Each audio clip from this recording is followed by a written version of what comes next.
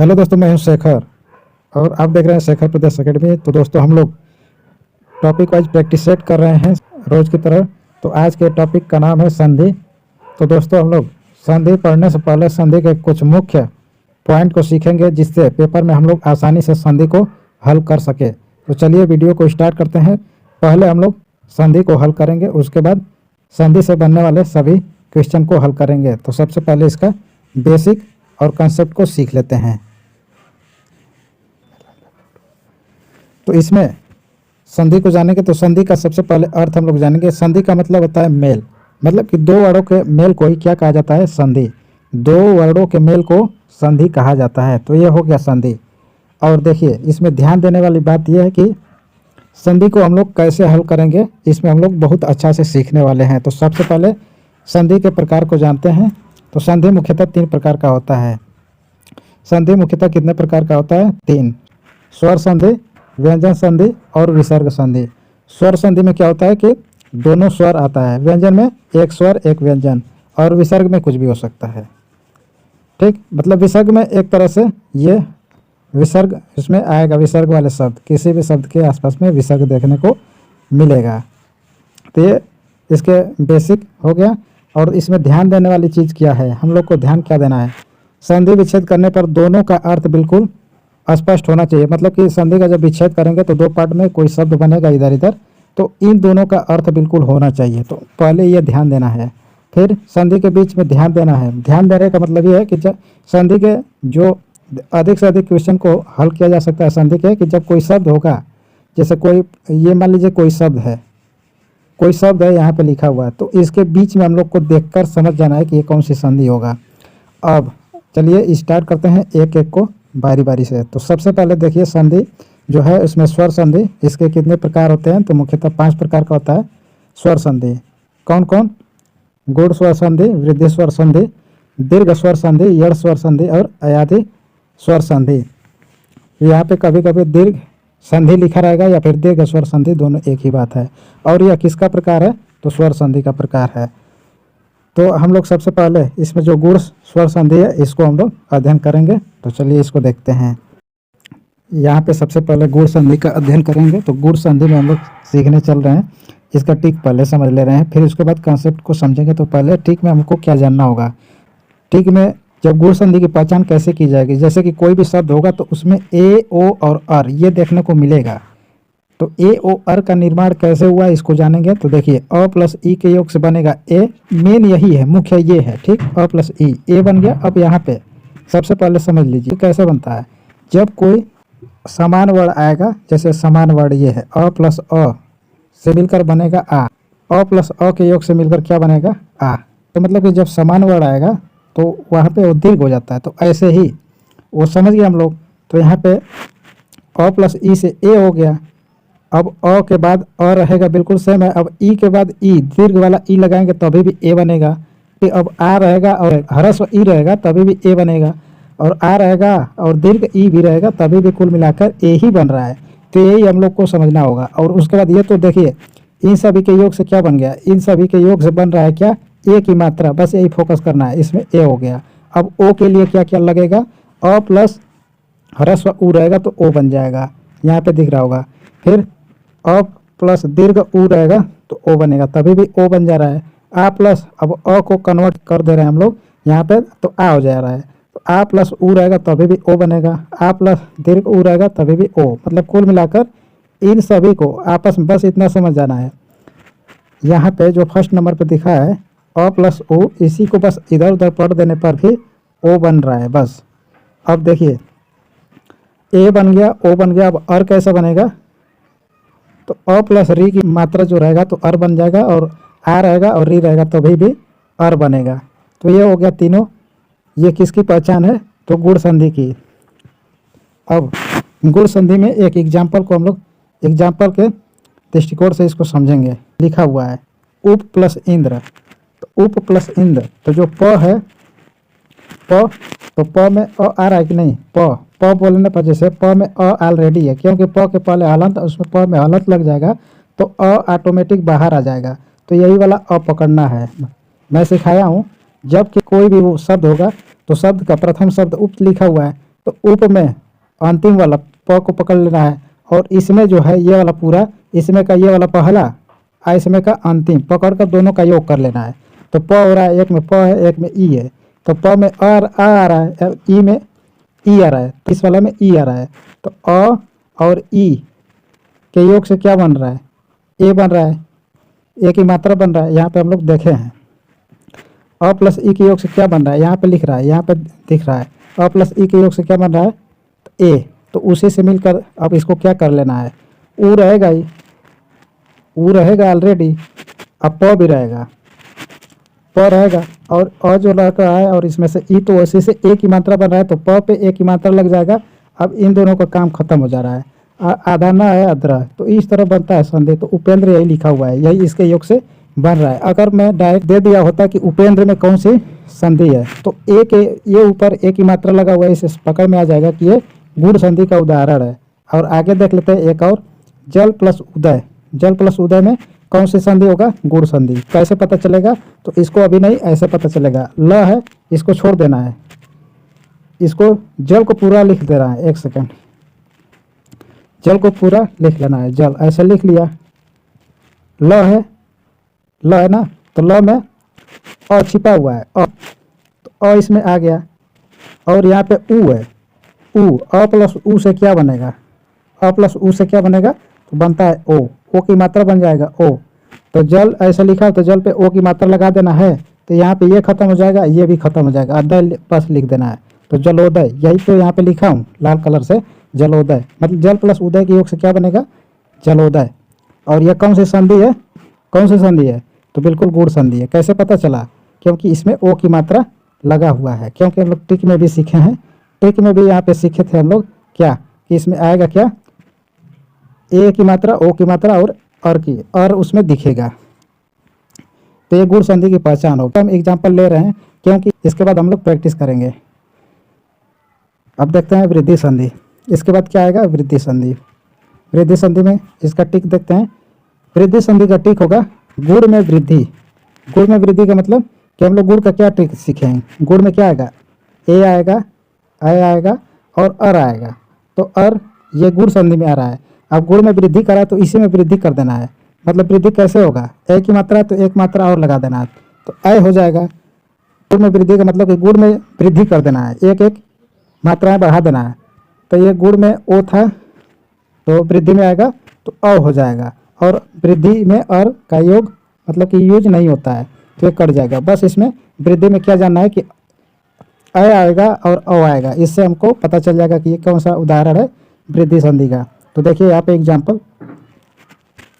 और कैसे किस किस योग से इसको बनाया जाएगा। अ प्लस ए से ए बनेगा, अ प्लस ए से ए बनेगा, अ प्लस ए से ए बनेगा, आ प्लस ए से ए बनेगा, और आ प्लस ए से ए बनेगा। कुल मिलाकर यहाँ पे ए बन रहा है, यहाँ पे ये सब।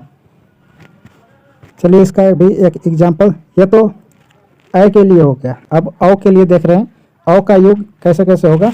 अ प्लस ओ के योग से औ बनेगा। अब अ की जगह अ रहेगा, ओ की जगह औ कर देने पर भी औ बनेगा। आ प्लस ओ रहेगा तभी भी औ बनेगा, और आगे जाकर आ प्लस औ के योग से भी औ बनेगा। तो ये तो बेसिक नॉलेज इसका हो गया। अब इसका एग्जाम्पल भी देख लेते हैं जिससे क्लियर हो जाए। इसका एग्जाम्पल नीचे दिख रहा है, एक प्लस एक, एक प्लस एक मिलकर क्या बनेगा।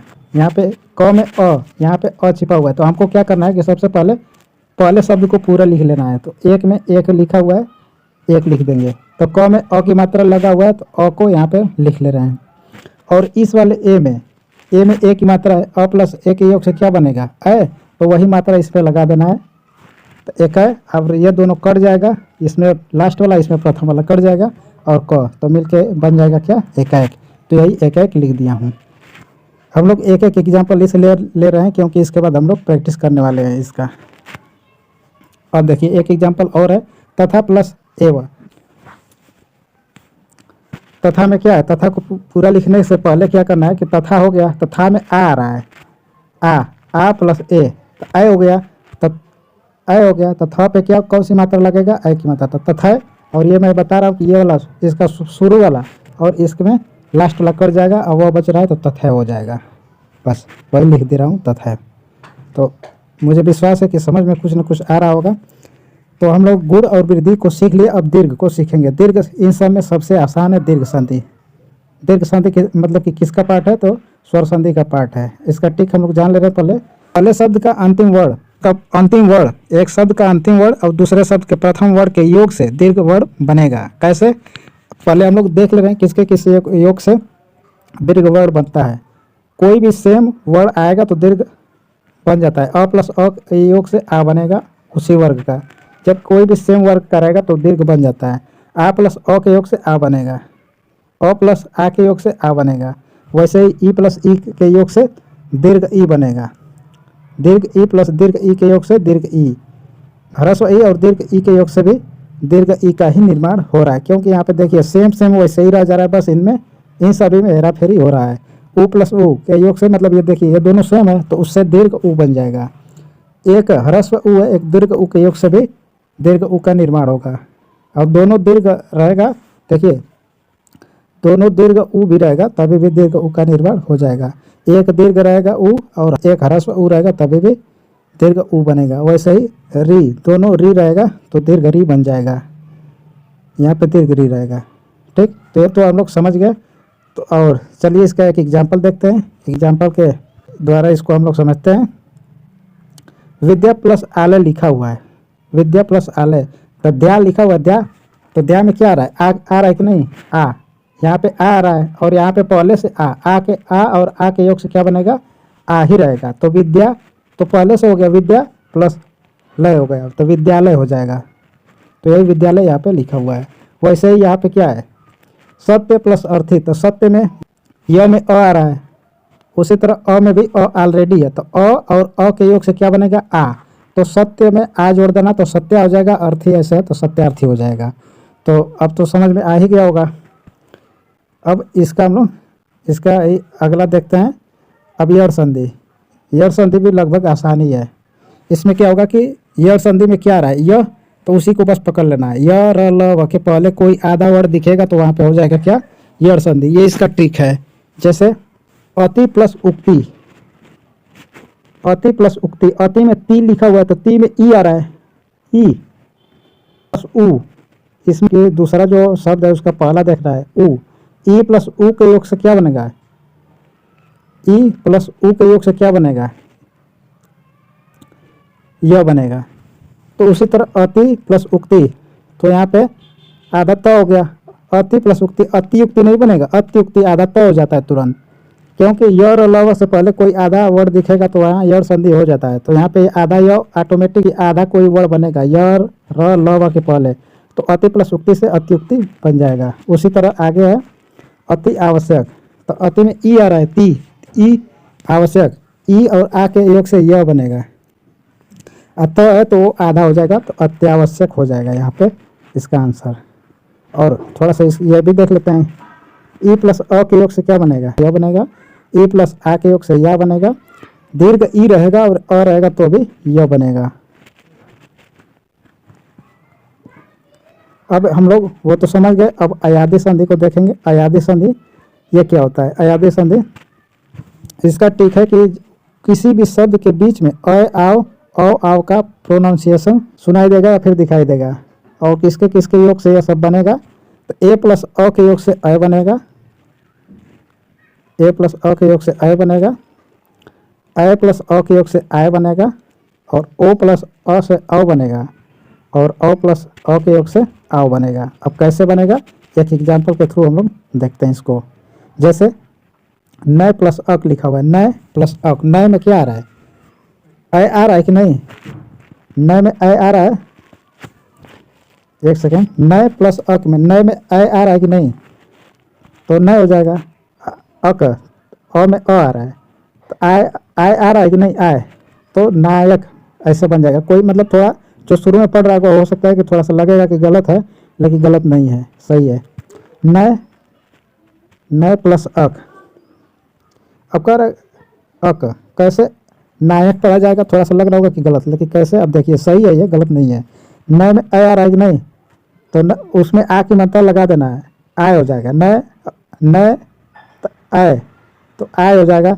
और आगे क्या है, न है तो ना, ना में आ हो जाएगा, ना ऑलरेडी है। अकॉर्ड यहाँ पे मैं बता रहा हूँ कि ये वाला शुरू का जो मतलब सेकेंड शब्द होगा उसका पहला वर्ड से कोई मतलब नहीं रह जाता है, तो कट जाएगा, अक यहाँ पे ऐड हो जाएगा, तो ये पढ़ा जाएगा नायक। तो ये तो हो गया इसका सब। अब आगे देखते हैं।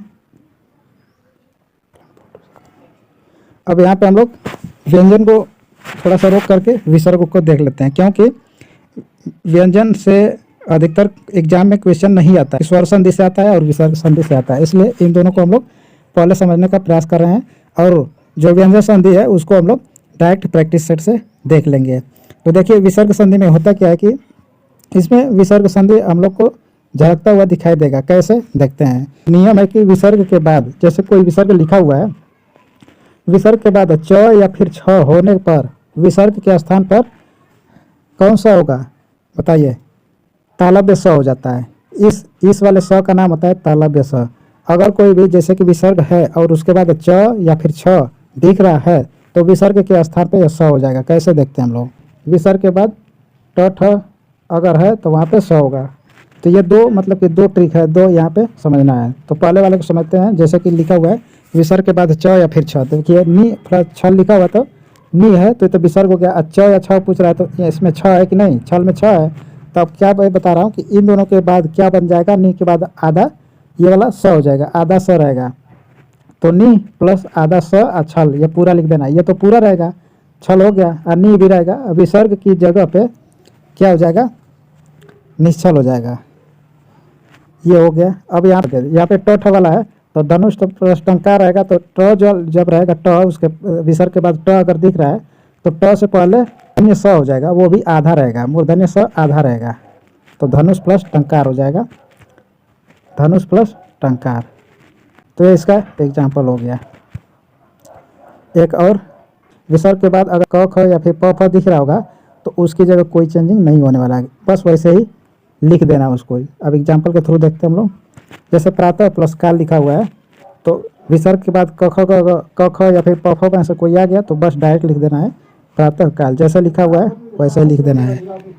अब आगे विसर्ग के पहले यदि ई या फिर ऊ है तो विसर्ग के बाद क ख प फ है तो विसर्ग के पहले स हो जाएगा बस। तो अब हम लोग प्रैक्टिस करने वाले हैं। तो यहाँ पे हम लोग अब प्रैक्टिस सेट के माध्यम से संधि को देखेंगे समझेंगे। तो हम लोग जो पढ़े हैं उसी में से है। जिसमें पूछा जा रहा है कि अन्वेषण इसमें कौन सी संधि है, यड़ संधि, गुण संधि, दीर्घ संधि या फिर विसर्ग संधि। तो मैं बताया हूँ कि जब भी य र ल या फिर व के पहले कोई भी आधा वर्ण दिखे तो वहाँ पे क्या हो जाएगा, य से यड़ संधि हो जाएगा। फर्स्ट ऑप्शन सही आंसर हो जाएगा। देखते हैं अगला प्रश्न। नीरस, नीरस में कौन सी संधि होगा, व्यंजन संधि, विसर्ग संधि, स्वर संधि या फिर इसमें से कोई नहीं। तो पहले इसमें हमको कोई स्वर नहीं दिख रहा है तो स्वर संधि तो बिल्कुल भी नहीं होगा।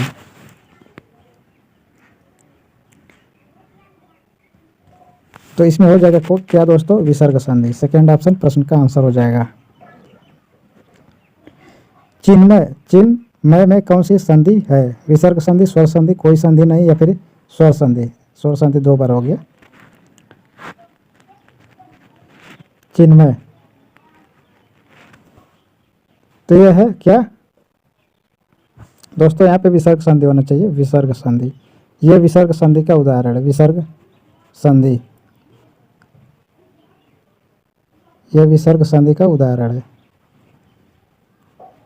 तो फोर्थ ऑप्शन इसका सही आंसर हो जाएगा। ठीक, विसर्ग संधि है। नेक्स्ट, यथोचित इसमें कौन सी संधि है, व्यंजन संधि, विसर्ग संधि, इसमें से कोई नहीं या फिर स्वर संधि। मैं ठीक बताया हूँ, ए ओ या फिर अर आएगा तो क्या होगा, क्या होगा, गुण संधि, गुण संधि। तो गुण संधि किस में आता है, ये किसका पार्ट होता है, तो स्वर संधि का ही पार्ट होता है। तो इसलिए इसमें क्या होगा, स्वर संधि। प्रश्न अच्छा था। नेक्स्ट प्रश्न में क्या कहा जा रहा है, चंद्रोदय में कौन सी संधि होगा, गुण संधि, अयादी संधि, व्यंजन संधि या फिर दीर्घ संधि। तो इसमें ओ की मात्रा लगा हुआ है, स्पष्ट है कि इसमें क्या होगा, गुण संधि, क्योंकि गुण संधि का मैं टिक बताया हूँ ए ओ और अर। ओ इसमें दिख गया, क्योंकि बीच में ही फोकस करना है, मैं पहले ही बताया था वीडियो में कि बीच में ही फोकस करना है, वहीं से प्रश्न का आंसर मिलना शुरू हो जाता है। नैवैश्वर्य, इसमें कौन सी संधि है, वृद्धि संधि, गुण संधि, अयादि संधि या फिर दीर्घ संधि।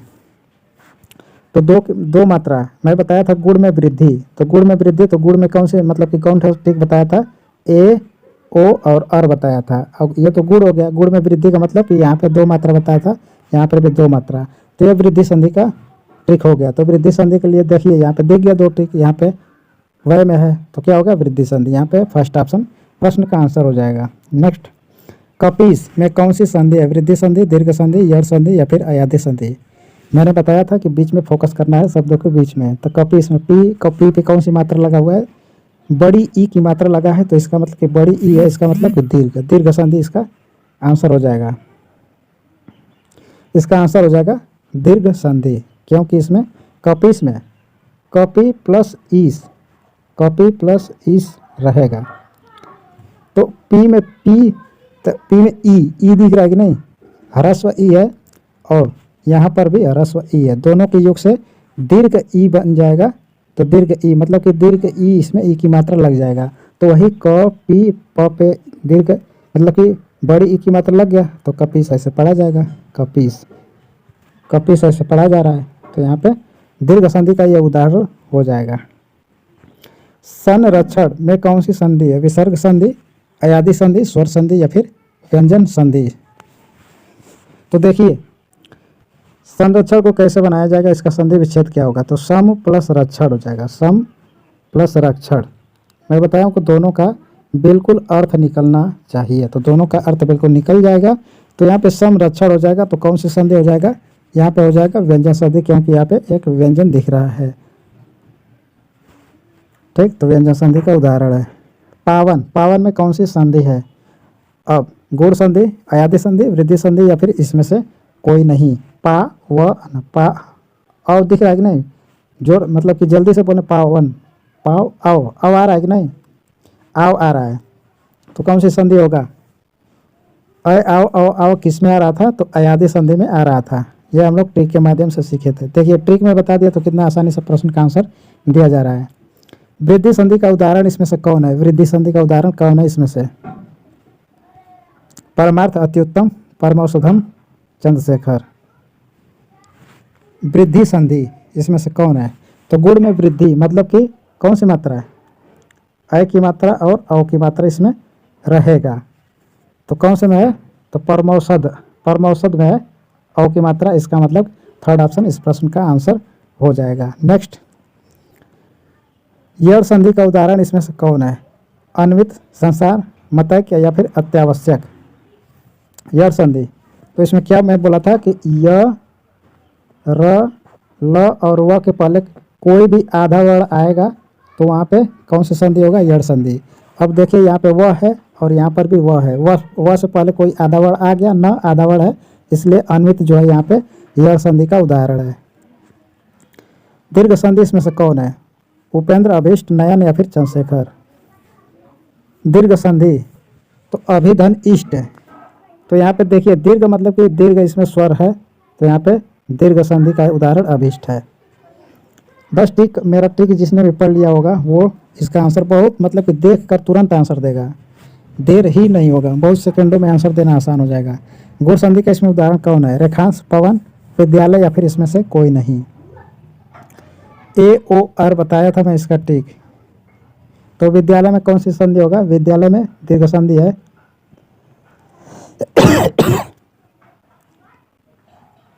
पवन में कौन सी संधि है, ये कोई बताएगा, इसमें देखिए पो प्लस अन, पो प्लस अन इसमें लिखना होगा तो पवन हो जाएगा। औ आओ इसमें आता है, तो ये अयादि संधि का उदाहरण है। रेखा प्लस अंश, रेखांश, तो इसमें कोई भी नहीं, गुण संधि का इसमें कोई भी उदाहरण नहीं है। अयादि संधि का उदाहरण इसमें क्या है, अयादि संधि में मैं क्या बताया था, अय आओ औ आओ इसमें दिखेगा, तो अय आओ औ नायक में कहीं दिख रहा है, नाय, नायक, आय दिख रहा है कि नहीं, तो यहाँ पे इसका फर्स्ट ऑप्शन करेक्ट आंसर हो जाएगा। गणेश में मतलब कि गणेश का संधि विच्छेद करना है। गढ़ प्लस ईस, गढ़ी प्लस ईस, गढ़ प्लस एस या फिर गढ़ प्लस ईस। तो क्या होगा देखिए, र में अ है अ, और यहाँ पे इसका पहला पकड़ लेना है ई। अ प्लस ई के योग से क्या बनेगा बताइए, ए बनेगा कि नहीं, ए मतलब कि ए बनेगा। तो ग रहेगा, यहाँ पे ए की मात्रा इसमें लग जाएगा गड़े, और ये कट जाएगा, मैं बताया था, और गणेश हो गया। तो यहीं पे फोर्थ ऑप्शन इस प्रश्न का आंसर हो जाएगा। तथैव, तथैव में मतलब इसका संधि विच्छेद कैसे होगा, तथे प्लस एव, तथ प्लस एव, तथा प्लस एव या फिर तथ्य प्लस एव। तो ये तो बिल्कुल भी नहीं होगा। आंसर इसका हो गया तथा प्लस एव, हो जाएगा तथैव। लघु, लघुर्मी, इसका संधि विच्छेद क्या होगा, लघुर प्लस उर्मी, लघु प्लस उर्मी, लघु प्लस रमी या फिर लघु प्लस उर्मी। तो देखिए, जब भी कोई ऐसे शब्द दे देता है और इसका आंसर पूछता है तो इस टाइप के प्लस मतलब इस ढंग से इसको हल करना होता है। ये तो बिल्कुल भी नहीं होगा, इसको काटा लेना है।